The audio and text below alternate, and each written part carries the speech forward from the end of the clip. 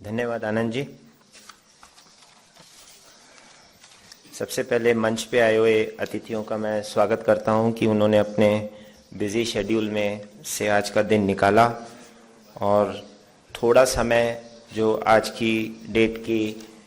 राष्ट्र के सामने एक सबसे बड़ा जो चैलेंज है कि किसानों की इनकम, और उसको थोड़ा सा मैं और अमेंड कर देता हूं, डेयरी के किसानों की इनकम, क्योंकि मोस्ट ऑफ द टाइम किसानों की इनकम देश में इसके बारे में बात होती रहती है, लेकिन डेयरी के किसानों की इनकम की कोई बात नहीं होती और डेयरी के किसानों की इनकम के ऊपर कोई डेटा भी उपलब्ध नहीं है। तो इसका मतलब है डेयरी किसान की व्यथा डेयरी किसान ही जानता है। तो आज अगले लगभग 2 घंटे का समय हम इस विषय पे, क्योंकि जो हमें आज की डेट में जो हमारे प्रधानमंत्री जी हैं उनका भी ये सपना है, ये सपना उन्होंने तकरीबन फरवरी 2016 में लिया और यूपी में उन्होंने इस चीज़ को शेयर किया कि मैं चाहता हूं कि भारत में जो किसानों की आय है उसको 2022 तक दुगना किया जाए, यानी 7 साल के पीरियड में उनकी आय को दुगना करने का सपना, जिसके ऊपर काम शुरू हुआ। और इस साल फरवरी 2018 में दो दिन का एक सम्मेलन हुआ जिसमें हर तरीके के स्टेक होल्डर को दिल्ली बुलाया गया, जिसमें सारे गवर्नमेंट डिपार्टमेंट्स, सारे बड़े कोऑपरेटिव्स के लोग, प्राइवेट सेक्टर और डिफरेंट टाइप के मिनिस्ट्री ऑफ एग्रीकल्चर, हर तरीके से लोग, एनसीडीसी, एनडीडीबी, जितने भी आप नाम सोच सकते हैं, जितने लोगों ने भी भारत में किसानों के विकास में या कृषि के विकास में अपना सहयोग दिया है, उन सारे लोगों को बुला के उन्होंने मंत्रणा की। और दूसरे दिन, पहला दिन जो था वो उन लोगों का आपस में डिस्कशन था और दूसरे दिन उन्होंने, प्रधानमंत्री जी ने खुद सारे मंत्रिमंडल के साथ बैठ के उस चीज़ को सुना और उसमें समय दिया और ये विश्वास जताया सबको कि आपने जो भी सजेशन दी हैं वो सारी सजेशंस इम्प्लीमेंट होंगी। इसका मतलब है जो दूसरे दिन के प्रेजेंटेशन में जितनी भी चीज़ें आई, आप इसका वीडियो यूट्यूब पे देख सकते हैं, आप उसमें देख सकते हैं किस तरीके से अलग अलग ग्रुप्स ने अपनी क्या प्रेजेंटेशन दी है। आप सिर्फ national conference on doubling farmers income 2020 ये वाला इतना टाइप कर देंगे तो यूट्यूब पे आपको वो वीडियो दिख जाएगा। तो कार्यक्रम की शुरुआत करते हुए मैं सबसे पहले तो ये बता दूं कि हमने नाम इसको राउंड टेबल दे दिया, लेकिन टेबल बिल्कुल सीधी हो गई। तो अब हम क्या करेंगे, इस सीधी टेबल के ऊपर हम बार बार क्वेश्चंस के राउंड चलाएंगे। तो हमारी राउंड टेबल के अंदर मैं पहले से ही बता दूं, हमारे जो अतिथि आए हुए हैं, इसमें लगभग हमारे पास 6 राउंड्स होंगे।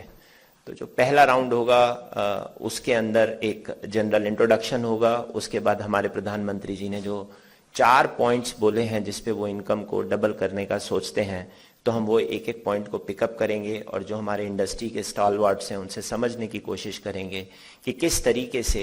हर एक पॉइंट पे उनके नज़रिए से किस तरीके से चीज़ों को इम्प्रूव किया जा सकता है, इनकम को डबल किया जा सकता है। और उसके बाद हम एक राउंड रखेंगे जिसमें इन 4 विषयों से अलग भी और भी इतनी चीज़ें हैं, एक्सटर्नलिटीज़ हैं, मार्केट डायनेमिक्स हैं, बाहर के कुछ फैक्टर्स हैं जो कि किसान की आय को परोक्ष रूप से या परोक्ष रूप से, डायरेक्टली या इनडायरेक्टली अफेक्ट करते हैं। तो हम उसके बारे में बात करेंगे। और लास्ट में फिर एक राउंड होगा जिसमें आप लोगों की तरफ से कोई भी प्रश्न या सजेशन, ये इसको हम यहाँ पे टेकअप करेंगे और आप लोगों का एक पूरा पार्टिसिपेशन जरूरी है। मैं जिस तरीके से आनंद जी ने मराठी में बोला, मैं मराठी नहीं बोल सकता। और पिछले साल भी जब यहाँ पे मैंने इंडिया डेयरी मैप लॉन्च किया था तो उस समय पर भी हमने यही फैसला लिया था कि हिंदी में बात करेंगे, तो मैं हिंदी में ही इस प्रोग्राम को रखना चाहूँगा। अगर आप सब मेरे ख्याल से हिंदी समझ सकते हैं अच्छी तरीके से, तो प्रोग्राम को थोड़ा सा आगे ले जाते हुए मैं इसकी एक भूमिका बांध देता हूँ। मैं जस्ट 5-7 मिनट में आपको एक पूरा देश की जो स्थिति है, कृषि, किसान, उसकी आय, किस प्रकार के सोर्सेज से उसकी आय हो रही है, उस पर जस्ट आपको एक छोटा सा ब्रीफ देना चाहता हूँ। इससे पहले कि मैं अपने पैनल पे आगे जाऊं, तो जो हमारे प्रधानमंत्री जी का सपना है, तो उन्होंने साफ ये बोला कि 4 पॉइंट्स इन्होंने 2 साल की मेहनत के बाद जो सारे डिपार्टमेंट्स ने बोला, तो अब तक क्या होता रहा था कि इंडिया की स्ट्रैटेजी में हमेशा प्रोडक्शन बढ़ाने की बात की गई। जब से भारत स्वतंत्र हुआ तो हमेशा ये रहा कि भारत में प्रोडक्शन किस तरीके से बढ़ाई जाए। तो जब हमने उसको देखा तो इवन हम अपने दूध को ही देखते हैं तो पिछले 50-60 साल में लगभग 10 गुना प्रोडक्शन लेवल हो गया। या मैं आजादी से नोट करूं तो दूध अपने आप में अगर मैं देखूं तो सबसे ज्यादा ग्रोथ शायद दूध में मिली है, हमें मेज में मिली है, बाकी राइस वगैरह में हमारी कंपैरेटिवली अगर मैं गुना में देखूं तो उतनी ग्रोथ नहीं मिली है, लेकिन दूध ने एक बहुत अच्छी ग्रोथ दिखाई है। तो उन्होंने कहा अब इसको प्रोडक्शन पे बढ़ाने की बात नहीं करते, हम इनकम पे बढ़ाने की बात करते हैं। तो उन्होंने 4 पॉइंट दिए। पहला पॉइंट उन्होंने बोला किस तरीके से किसान की जो कॉस्ट्स हैं उसको कम किया जाए। और अब मैं जो भी बोलूं इस क्षण के बाद आप उसको इस प्रकार से समझिए कि डेयरी के किसान, मतलब मेरा जो इसमें पूरा कॉन्टेक्स्ट है या जो हम सोचते हैं वो हमारे को डेयरी के किसान के विषय में सोचना है कि किस तरीके से उसकी कॉस्ट को रिड्यूस किया जाए। दूसरा सबसे, चाहे वो टेक्नोलॉजी हो, चाहे स्किल हो, चाहे कोई भी एरियाज हो जो कि हम अभी डिस्कस करेंगे। दूसरे नंबर पे जो बहुत इंपॉर्टेंट चीज है, किस प्रकार से डेयरी फार्मर को एक सही प्राइस मिले, और सिर्फ सही प्राइस ही नहीं, उसके बाद वो प्राइस स्टेबल भी रहे। ऐसा नहीं होना चाहिए कि डिमांड सप्लाई के बेसिस पे वो प्राइस ऐसी स्थिति में भी आ जाए जहां पे फार्मर के हाल बहुत खराब हो जाएं, जैसा अभी पीछे हमने अभी थोड़े दिन पहले 2, 4, 6, 8 महीने से हम देख रहे हैं। तीसरे नंबर पे उन्होंने ये कहा कि हमें ऐसी चीजें सोचनी चाहिए सो दैट जो वेस्टेज हो रही है, यानी कि जो डेयरी फार्मर के लेवल पे जो प्रोड्यूस हो रहा है उसकी किसी भी प्रकार की वेस्टेज हो रही है उसको किस तरीके से कम किया जाए। और चौथा पॉइंट ये है कि क्या डेयरी फार्मर की हम कोई और किस्म की कुछ ऑल्टरनेट सोर्स ऑफ उसकी आय के भी सोच सकते हैं। जैसे आज की डेट में आप पंचगव्य की बात करते हैं या गोबर गैस की बात करते हैं, या इस तरीके की किस तरीके से उसकी आय बढ़ाई जाए। तो इस पर्सपेक्टिव को देखते हुए अगर 1965 से 2015 ये तकरीबन 50 साल की जर्नी देखते हैं तो इसमें हम ये देखते हैं कि लगभग जो एग्रीकल्चर प्रोडक्शन है वो तकरीबन 3.7 गुना बढ़ी, लेकिन जो हमारी पॉपुलेशन है वो 2.77 गुना बढ़ी। इसका मतलब है पर पर्सन प्रोडक्शन हमारी 45% की उसने एक ग्रोथ दिखाई। इसमें जब हम आगे बढ़ते हैं तो एक ये सवाल भी आ जाता है कि किस किसान की किस आय के बारे में हम बात कर रहे हैं, उसकी आज की डेट में क्या आय है। तो जो आज की डेट में एक एवरेज किसान की देश में आकलन किया गया है जिसके पास लैंड है वो है लगभग 6,500 रुपए पर हेक्टेयर, ये उसकी एक इनकम का आकलन किया गया है। और अगर हम देखें बड़े किसान तो यही चीज 13,500 पर हेक्टेयर पे चली जाती है। और इसमें से अगर हम दूसरे तरीके से देखें तो 12% कंट्रीब्यूशन देश में जो बड़े किसान हैं उनका डेयरी से आ रहा है। और अगर हम छोटे किसान देखते हैं तो उनके केस में छोटे किसान का मतलब हो गया लगभग 1.25 एकड़ से नीचे की जिनकी लैंड होल्डिंग है, इन लोगों का 35 से 40% जो इनकम का शेयर है वो डेयरी से आता है। इसका मतलब है डेयरी अपने आप में, डेयरी की जो डेयरी की इनकम है वो बढ़ाना एक बात है, लेकिन डेयरी को किसान की इनकम को बढ़ाने के लिए एक तरीके का एक पैरेलल एक्टिविटी देखना ये दूसरी बात है। तो मैं चाहूंगा हमारे पैनलिस्ट दोनों एंगल से इस चीज को देखें कि किस प्रकार से हमारे डेयरी वाले जो किसान है उनकी इनकम कैसे बढ़ती है, प्लस डेयरी यूज करने से एक किसान जो और एक्टिविटी भी कर रहा है उसकी इनकम कैसे बढ़ती है। हमने अगर हम ये देखें कि जैसे उन्होंने ये बात पिछले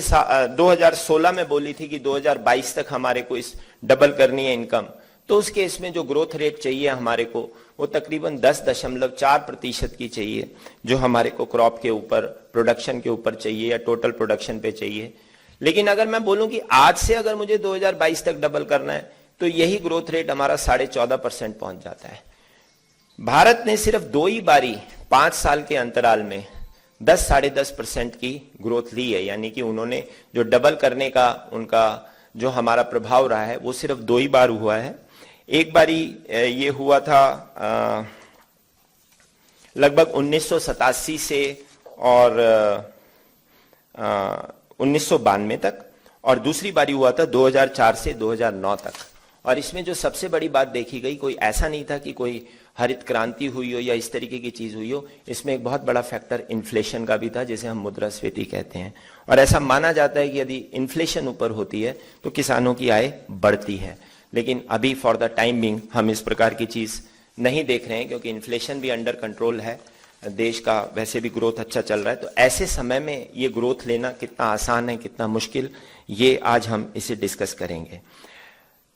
इन सबके साथ जो स्टेक होल्डर्स देखते हैं, तो अगर मैं नाबार्ड का पॉइंट ऑफ व्यू देखता हूं तो नाबार्ड इसको देखता है कि वो 3 तरीके से फार्मर की इनकम बढ़ाने को सोचता है। वो कहता है कि प्रोडक्शन में ग्रोथ हो, प्राइस ज्यादा मिले फार्मर को, और थोड़ा सा डाइवर्सिफिकेशन हो फार्म और नॉन फार्म एक्टिविटी में। उसी की जगह पर रिडक्शन ऑफ कॉस्ट की बात हो तो वो ये कहता है कि इनपुट जो परचेज हो रहे हैं वो सस्ते हों, और साथ में जो और कॉम्प्लीमेंटरीज हैं उनको एक तरीके से, जैसे अभी आपने सुना होगा कि जो हमारा एपीएमसी एक्ट है उसको अमेंड करके अब सारी जो मंडियां हैं हमारी वो आपस में जुड़ रही हैं, उसमें डेयरी को किस तरीके से इन्वॉल्व किया जा सकता है, या 22,000 हार्ट्स जो देश के हैं उन 22,000 हार्ट्स को एक प्रकार से पूरे नेट के साथ जोड़ के और शहरों के साथ जोड़ के और कोशिश की जा रही है कि डायरेक्टली फार्मर अपना प्रोड्यूस कस्टमर तक पहुंचाए। ये एक बहुत बड़ी अपॉर्चुनिटी है जहां पे विलेजेस के छोटे छोटे क्लस्टर अपने डेयरी प्रोडक्ट्स बना के हाट में ला सकते हैं। दूसरी जो सबसे बड़ी चीज बोली गई है वो ये बोली गई है कि भारत के अंदर एक अप्रोच नहीं चल सकती। ये नहीं चल सकता कि एक नेशनल पॉलिसी से इनकम डबल हो जाएगी, इसे स्टेट वाइज देखना पड़ेगा, और स्टेट वाइज में भी इस प्रकार से देखना पड़ेगा कि आपको टारगेट लेने पड़ेंगे कि किस एक्टिविटी से क्या टारगेट अचीव हो रहा है। इसका सबसे ज्वलंत एग्जाम्पल जो है वो है मध्य प्रदेश। तो मध्य प्रदेश ने 2022 तक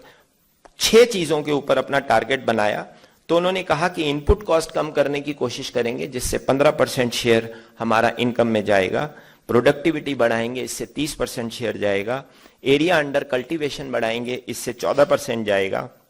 एग्रीकल्चर डाइवर्सिफिकेशन करेंगे यानी कृषि के साथ और चीजों को जोड़ेंगे इसमें 20% जाएगा, और पोस्ट हार्वेस्ट के जो लॉसेस हैं उन्हें कम करेंगे उसमें 6% जाएगा, और रिम्यूनरेटिव प्राइसेस अच्छे प्राइसेस देंगे इसमें 15% जाएगा। तो हम देखते हैं सिर्फ प्रोडक्टिविटी बढ़ाने और डाइवर्सिफिकेशन करने से ही मध्य प्रदेश में 50% इनकम के सोर्स इंप्रूव हो जाते हैं। इसी तरीके से बाकी स्टेट्स को देखना पड़ेगा। लास्ट में जो एक चीज मैं जिसका एक विशेष उल्लेख करना चाहूंगा कि जो हमारा लाइफ स्टॉक प्रमोशन प्रोग्राम चल रहा है भारत में, उसके हिसाब से देखा गया तो ये देखा गया कि कितने स्टेट्स में उस इंटीग्रेटेड लाइफ स्टॉक प्रोग्राम से स्टेट्स ने कुछ गेन किया या लॉस किया लाइफ स्टॉक के बेसिस के ऊपर अपनी डेयरी बेस्ड इनकम में।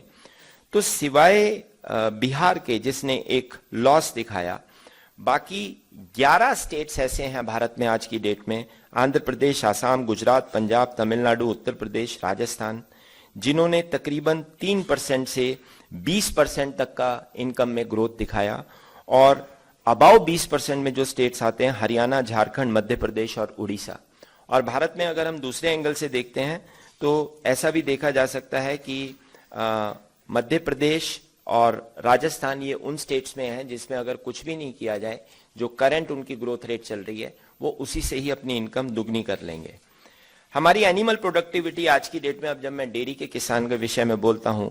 तो तकरीबन एवरेज यील्ड जो है हमारी बफलो की तकरीबन 4.9 किलो है, और गाय की हमारी 3.1 किलो है, जिसमें से 37% ग्रोथ आती है सिर्फ प्रोडक्टिविटी से। अगर हम एआई पे देखें तो इंडिया के अंदर सिर्फ 35% कवरेज है। हमारे को 160 मिलियन स्ट्रॉज चाहिए जिसके अगेंस्ट सिर्फ 81 मिलियन स्ट्रॉज अवेलेबल हैं, और तकरीबन 4 मिलियन ब्रीडेबल बफलोज हैं, जिसमें से आप ऐसा मान के चलिए कि ऐसा माना जा रहा है कि आप ऐसा समझिए 40 लाख बफलोज, 60 लाख गायें और तकरीबन 13 लाख एक्सोटिक ब्रीड की गायें, इनके हीफर अभी भी काव नहीं किए हैं। अगर इनमें से 50% भी